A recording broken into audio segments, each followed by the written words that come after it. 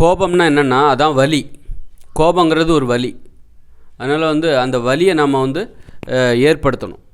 அந்த கோபத்தை ஏற்படுத்தணும். உடற்பயிற்சி பண்ணுறது மூலமாக உடம்புல ஒரு வலி ஏற்படும். அந்த வலி நமக்கு ஒரு கோபத்தை தரும். கோபம் தான் சாதிப்பதற்கு தேவை. சாதிப்பதற்கு நம்மக்கிட்ட கோபம் இருக்கணும். அப்போ தான் சாதிக்க முடியும். கோபத்தை இழந்துட்டோம் அப்படின்னா நமக்கு சொரணை இல்லாமல் போயிடும். சூடு இல்லாமல், சொரணை இல்லாமல், சாதிக்கணுங்கிற எண்ணம் இல்லாமல் போயிடும். அப்போ ஏன் ஒருத்தர் கோபத்தை இழக்கிறார் அப்படின்னா உடற்பயிற்சி பண்ணாமல் இருப்பார், உடல் உழைப்பில் ஈடுபடாமல் இருப்பார். நடக்கிறதே கிடையாது, ஓடுறது கிடையாது, விளையாடுறது கிடையாது, ஆடுறது கிடையாது, குனிஞ்சு ஒரு வேலையும் செய்கிறது கிடையாது, உடல் உழைப்பே சுத்தமாக கிடையாது. அப்படின்னா அவர்கிட்ட கோபம் என்பது இல்லாமல் போய்விடும். கோபம் என்பது இல்லாமல் போய் சாதிக்கணுங்கிற எண்ணமே இருக்காது. அப்போ வேறு மாதிரியான கோபம் வந்துடும். என்னென்னா நீங்கள் உடற்பயிற்சி செய்கிறது கிடையாது, நடைப்பயிற்சி, உடல் உழைப்பு எதுவுமே ஈடுபடுறது கிடையாது, விளையாடுறது கிடையாது. அப்போ என்ன ஆகுனா உடம்புல நோய் வர ஆரம்பிச்சிடும். நோய் வந்த பிறகு ஒரு வலி ஆரம்பிச்சிடும். நோய் வந்த பிறகு நோய் ஒரு வலியை கொடுக்கும். நோயினால் ஏற்படக்கூடிய வலி, அந்த வலி ஒரு கோபத்தை தரும். இப்போ சுகர் பேஷண்ட், அவர் எந்த உடற்பயிற்சியும் பண்ணுறது கிடையாது, அவர் கட்டுப்பாடு இல்லாமல் நடைப்பயிற்சி பண்ணுறது கிடையாது, விளையாடுறது கிடையாது, எந்த குனிஞ்சு ஒரு வேலையும் பார்க்க மாட்டார்.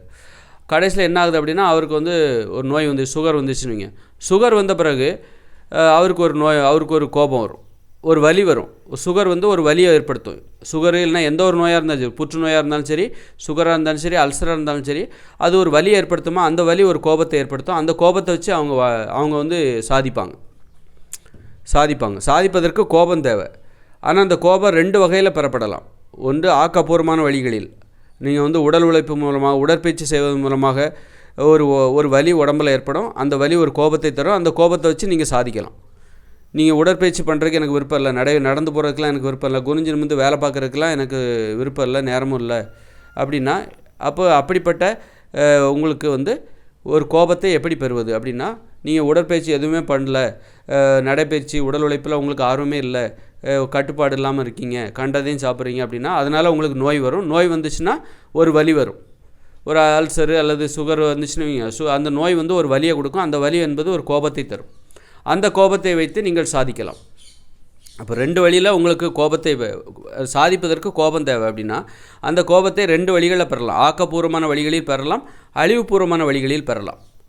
அதனால் சில பார்த்திங்கன்னா சாதித்தவங்கலாம் பார்த்திங்கன்னா கடந்த காலத்துலலாம் சரி, இப்போவும் சரி, சாதித்தவங்க ஏதாவது நோயால் பாதிக்கப்பட்டிருப்பாங்க. காரணம் அந்த நோய் தான் அவர்களுக்கு அந்த கோபத்தை தருகிறது, சாதிப்பதற்கான கோபத்தை தருகிறது. நீ கடந்த காலத்தில் பார்த்திங்கன்னா சேகுவாரா, அவருக்கெலாம் காச நோயால் பாதிக்கப்பட்டவர், காச நோய் தான், ஆஸ்மாவால் பாதிக்கப்பட்டவர். அவருக்கு அந்த ஆஸ்மா, ஆனால் அவர்கிட்ட சிகரெட்லாம் பிடிக்கிறாரு. அப்படிங்கும்போது அவர்கிட்ட கட்டுப்பாடு இல்லை, அந்த புகைப்பிடிக்கக்கூடாதுங்கிற அந்த கட்டுப்பாடு அவர்கிட்ட இல்லை. ஆனால் அவருக்கு அந்த சாதிப்பதற்கான கோபம் எங்கேருந்து வருது, அவர்கிட்ட உடம்புல இருக்கிற நோய் மூலமாக தான் வருது, அந்த ஆஸ்மா மூலமாக. அதுபோல் பார்த்திங்கன்னா இப்போ பெரியார் பார்த்திங்கன்னா, பெரியாருக்கு எந்த உடற்பயிற்சி அவர் பண்ண மாட்டார். ஆனால் அவருக்கு அந்த சாதிக்கணுங்க அந்த கோபம் எங்கேருந்து வருது, அவர் ஒரு சிறுநீரக நோயால் பாதிக்கப்படும் போது அது ஏற்படுத்துகிற வலி இருக்குது பாருங்கள், அது அவருக்கு கோபத்தை தருகிறது. அந்த கோபத்தை முதலீடாக வச்சு இந்த உலகத்தில் அவர் சாதிக்கிறார். இப்படி பார்த்திங்கன்னா கடந்த காலத்தில் சாதித்தவங்க பெரும்பாலும் பார்த்திங்கன்னா ஏதாவது நோயால் பாதிக்கப்பட்டிருப்பாங்க.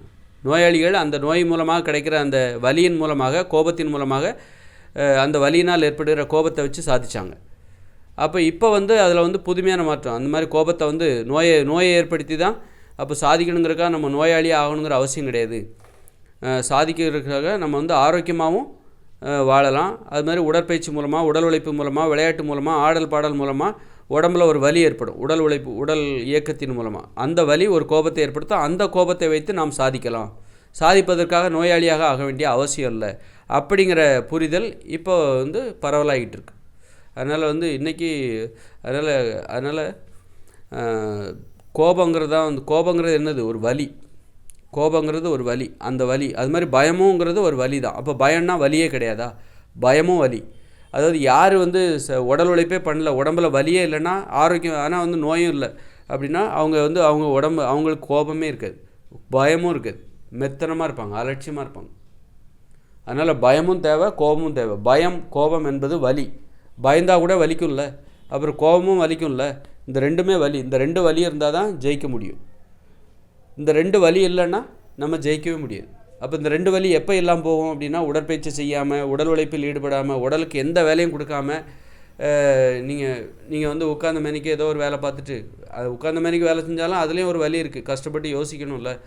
அது ஒரு வலி. அப்படிலாம் இல்லாமல் நீங்கள் சௌகரியமாக இருக்கீங்க, எந்த உழைப்பு எதுவுமே கிடையாது, உடல் உழைப்பே இல்லாமல் சோம்பேறித்தனமாக இருக்கீங்க அப்படின்னா உங்கள் உடம்புல வலியே இருக்காது. அப்போ உங்களுக்கு கோபமும் வராது, பயமும் இருக்காது, ஒரு மெத்தனமாக இருப்பீங்க, அலட்சியமாக இருப்பீங்க. அதான் சோம்பேறித்தனன்றது.